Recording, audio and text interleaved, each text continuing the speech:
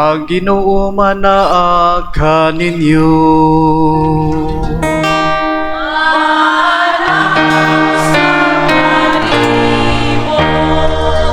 Pagbasa gikan sa santos nga ebanghelyo sumala ni Lucas.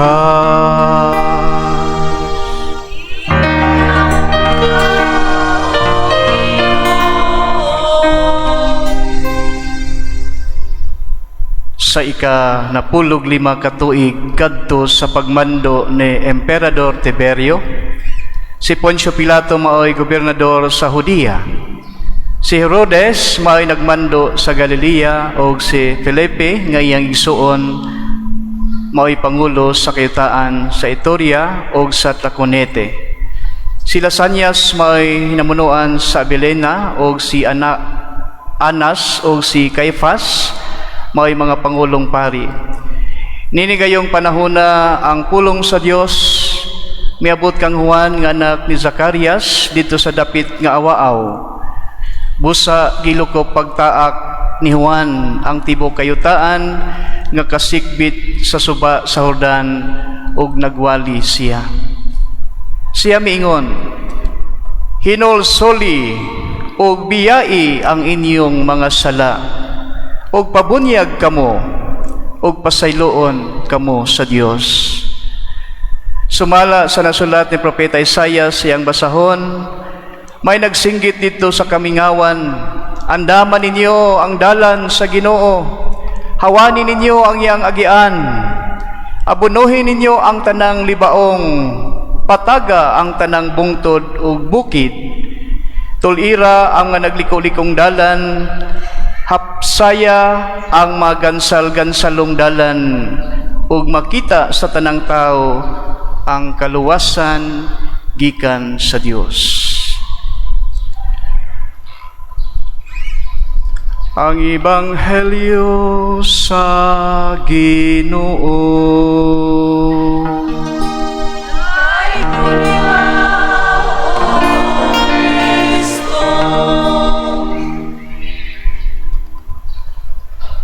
Maayong buntag and a blessed Sunday kanatong tanan. Palakpakan nato ang Dios, mga igsoon.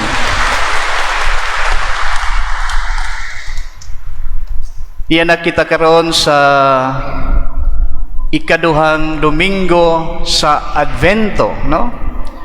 Advento, mga igsoon, nga mao ang pagpangandam, no? A preparation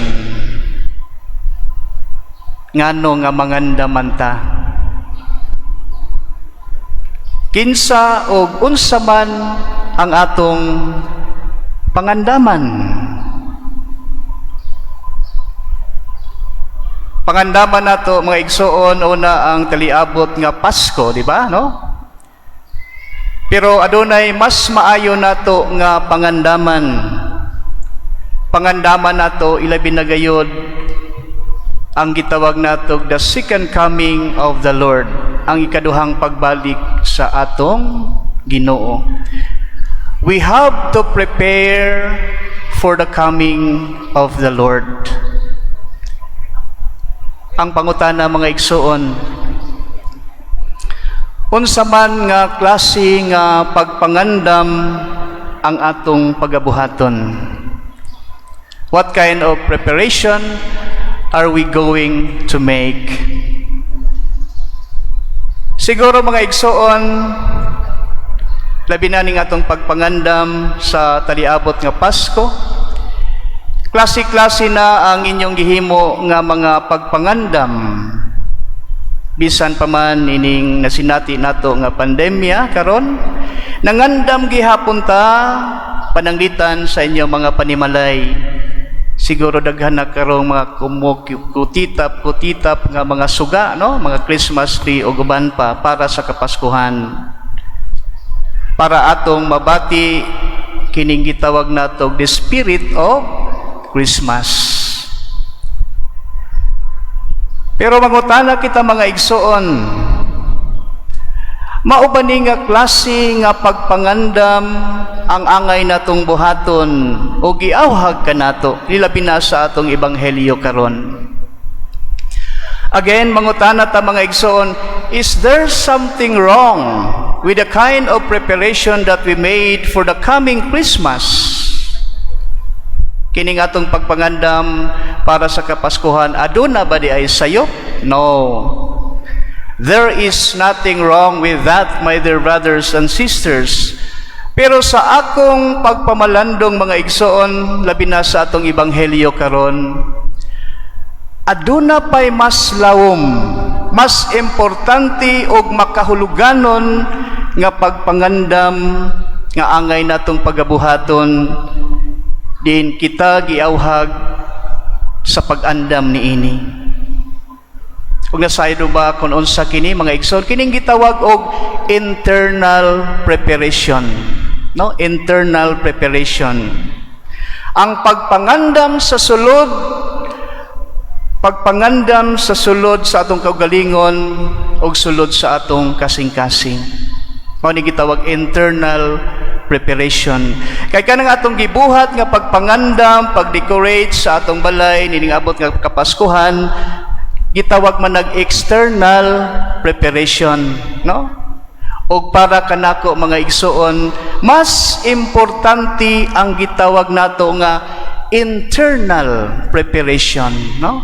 Ang pag-andam sulod sa atong kagalingon o sulod sa atong kasing-kasing ilabi na ning pagbalik sa atong Ginoo.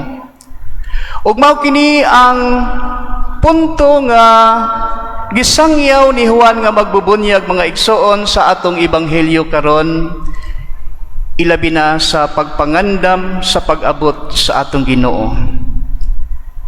Si Juan magbubunyag miingon, hinulsuli ninyo ang inyong mga sala ug pasayloon kamo sa Dios. Hinulsulan daw ang atong mga sala, mga igsoon. One way to prepare for the coming of the Lord is for us to repent and be sorry for our sins.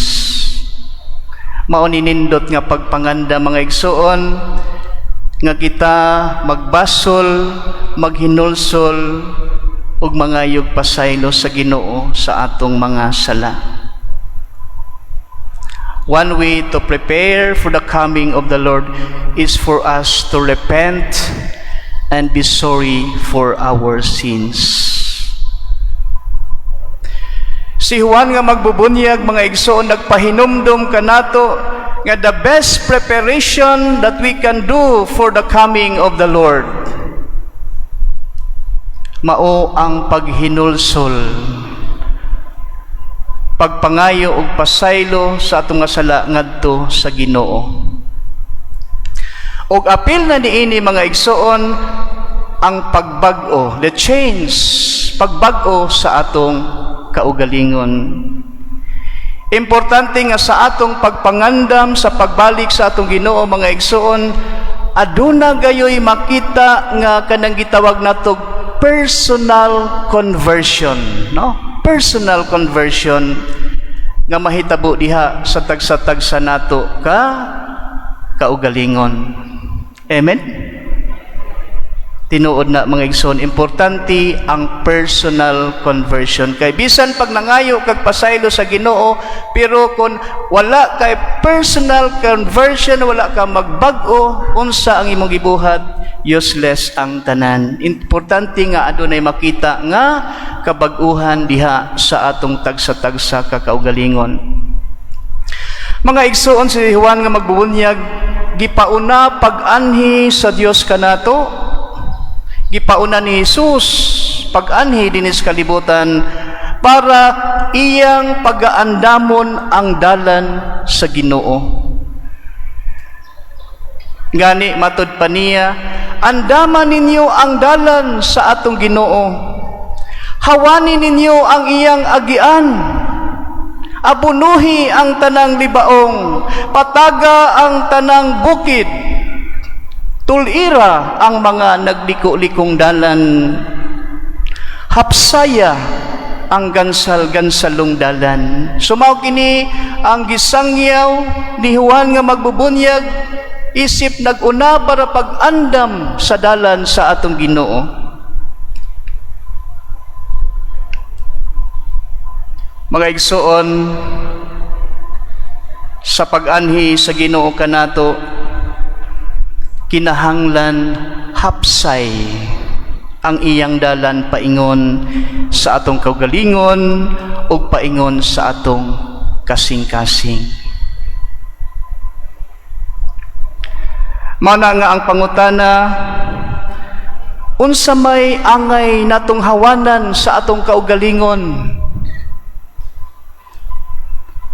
Unsa man ang mga bukid sa atong kaugalingon nga angay natong patagon? Ug unsa man ang mga nagliko-likong dalan sa atong kaugalingon nga angay natong tuliron? Unsa man ang gansal-gansalong dalan nga angay nato nga ayohon, mga igsuon?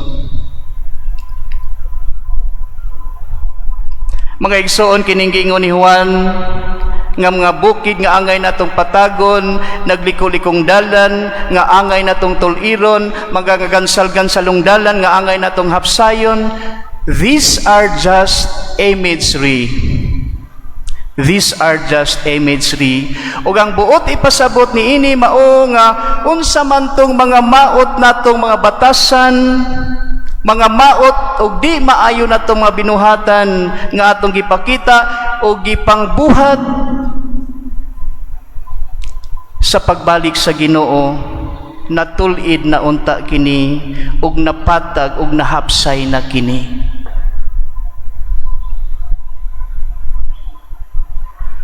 Para inigabot sa atong Ginoo, hapsay gayud ang iyang pag-abot dinhi kanato.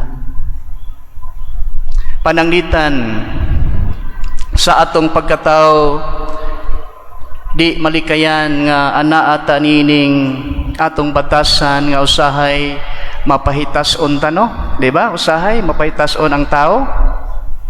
Usahay ana usab nato ang batasan nga ambot nga nung dili man ni mawa ning usahay taas ta garbo.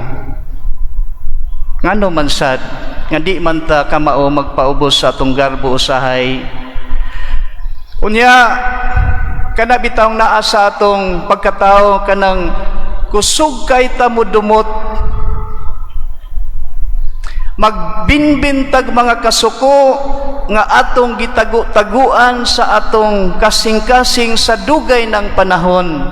Mao na nga usahay wa kay peace of mind, usahay di ka makatulog sa gabi kay nagsigir kag huna-huna sa imong makasuko sa imong kaaway. Unya niya kanato kining mga bisyo, no? Mga bisyo nga dili gayud makatabang, no? Dili makatabang kanato ug wala makapahimuot sa Ginoo kanato.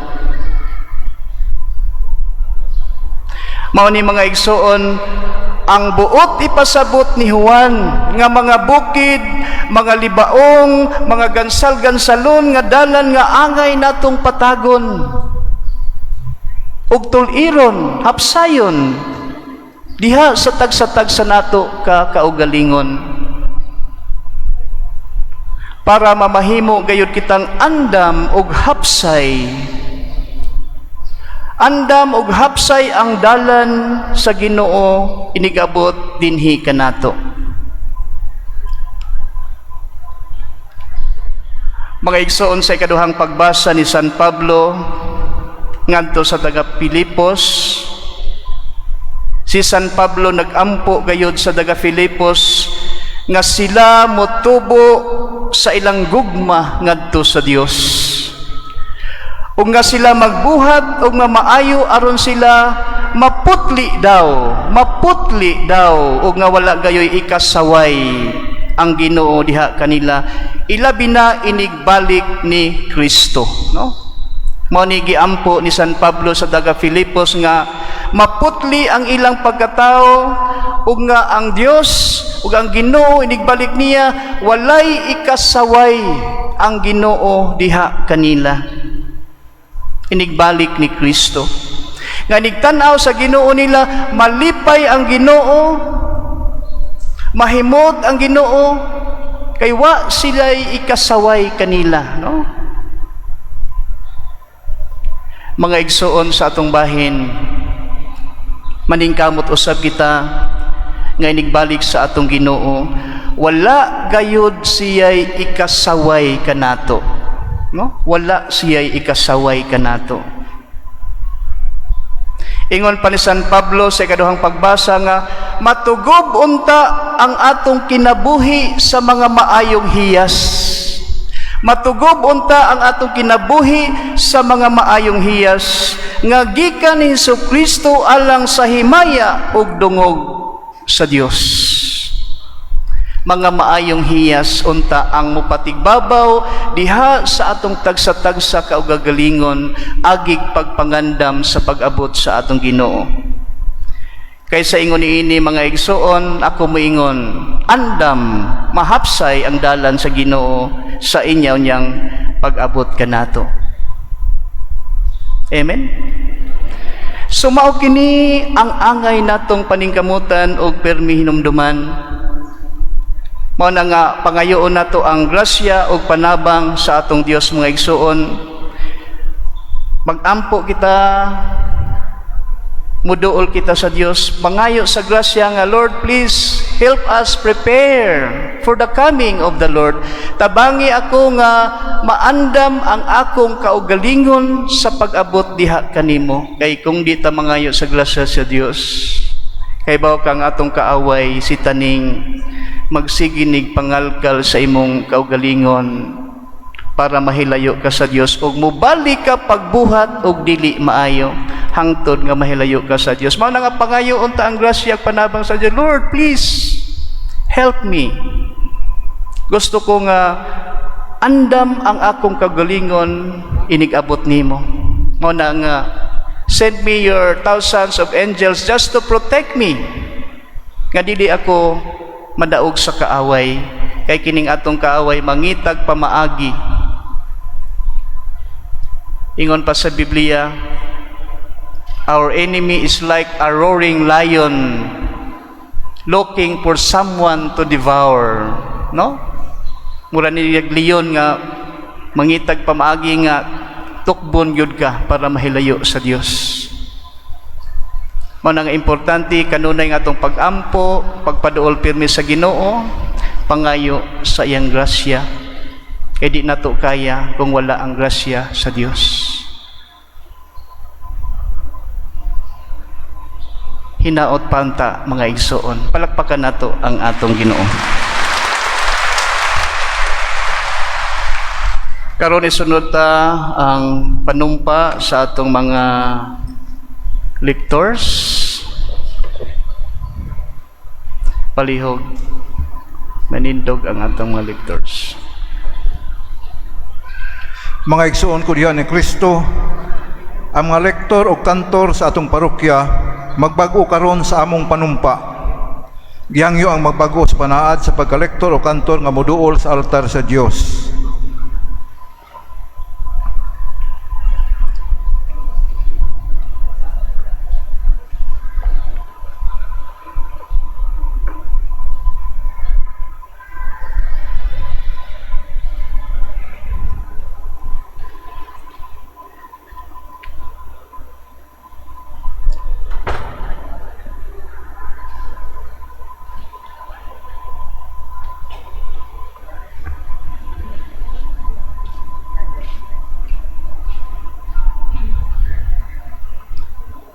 Reverend Father Alwin Malto, MSc, District Superior, Nuestra Señora de Regla Parish National Shrine. Ania kami muhimo sa among pagbago sa panaad sa pagpangalagad diya sa pagsangyaw sa pulong sa Ginoo, pinagi sa pagbasa ug pagkanta diya sa atong mga kasaulugan, ilabi na sa santos nga misa. Nasuta ba ang ilang kaandam sa pagbago sa pagpangalagad? Human sa among pagpamalandong diha sa among pagpangalagad, Among nabati nga kami andam nga mubag-o sa among panaad sa pagka-lektor ug kantor. Karon among pagbasahon ang among pagbag-o sa panaad at tubangan sa Dios ug katilingban nga niya karon dinhi. Dinagkutan ang among mga kandila isip simbolo sa kahayag ug sa buhing pulong sa Dios.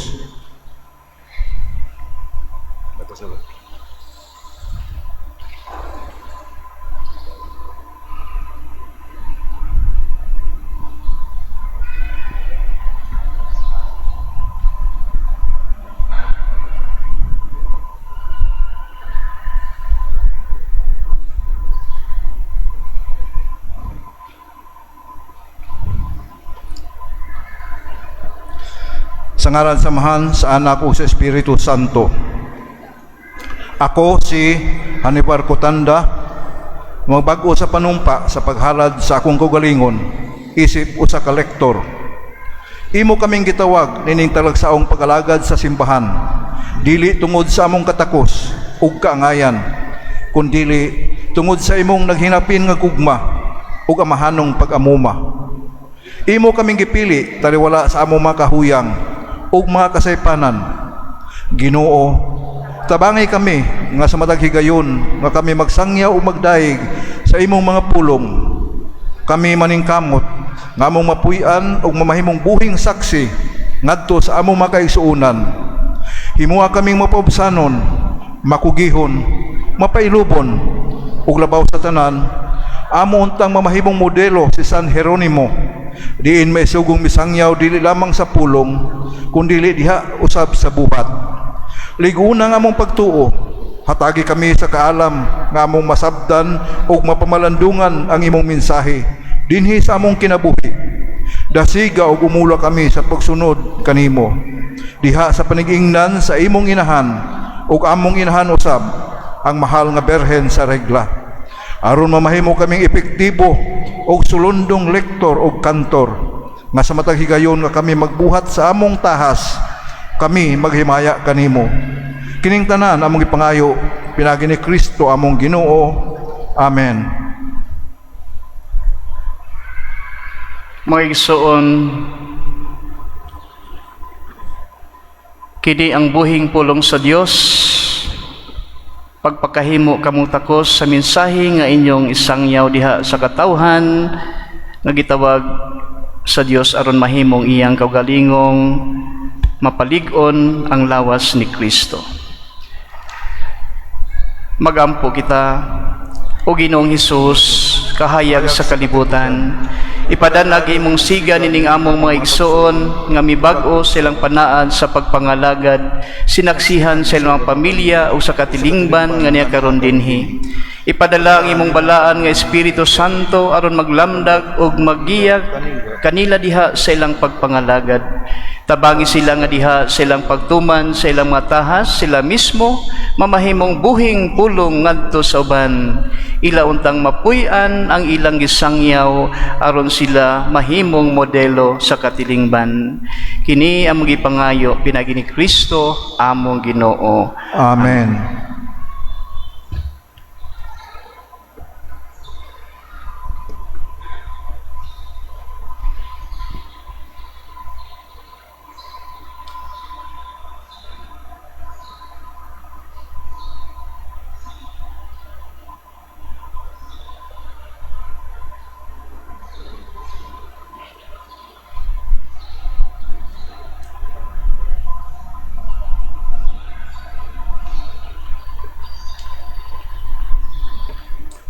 Pwede mo atobang mo sa katawhan ato silang palakpakan. Congratulations to everyone.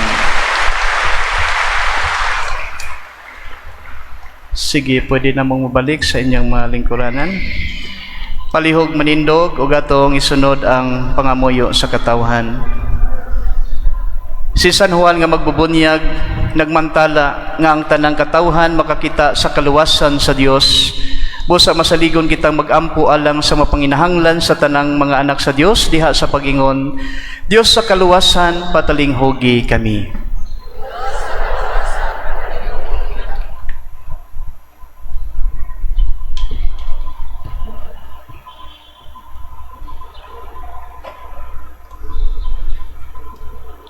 nga ang simbahang Katoliko magputli ug magwalay buling diha sa tanan niyang mga sakop. Magampo kita sa Ginoo. Diyos sa kaluwasan, patalinghugi kami. Nga sila nga namunuan sa atong nasod, kanunay mapatuman sa mga balaudnon nga makaayo alang sa tanang katawhan. Magampo kita sa Ginoo. Diyos sa kaluwasan, patalinghugi kami. Nga alang ni adtong nag-anto sa nagkalain-laing matang sa sakit, nga makabaton na sila og hingpit nga kaayuhan og kahupayan diha ni Kristo. Magampo kita sa Ginoo. Diyos sa kaluwasan, patalinghugi kami. Nga ang mga nag-alagad sa mga masakiton ug ubang hutong sa katilingban makabaton kanunay og grasya sa paglahutay ug nga mapanalipdan sila. Magampo kita sa Ginoo. Diyos sa kaluwasan, patalinghugi kami. Nga sa atong pagsaulog sa 500 years of Christianity, magmalampuson unta ang tanan nga kalihukan, ilabi na sa mga parokya, ug atong mapalawman ang atong pagtuo ug paglaom, isip mga binunyagan. Magampo kita sa Ginoo. Diyos sa kaluwasan, patalinghugi kami.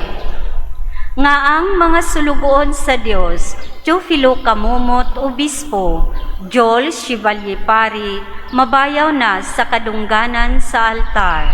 Magampo kita sa Ginoo. Diyos sa kaluwasan, patalinghugi kami.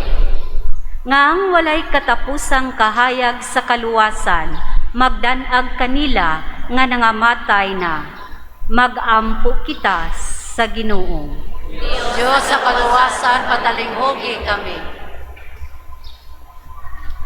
Sa hilo mga igsoon nato sab ipabot ngadto sa Dios ang gusto natong ihangyo kaniya.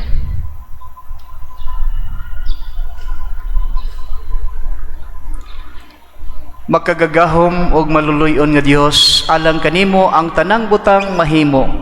Hatagi kami katumanan ang among mga gipangandoy o gilauman kay masaligon kaming nangamuyo kanimo pinaagi ni Kristo among Ginoo.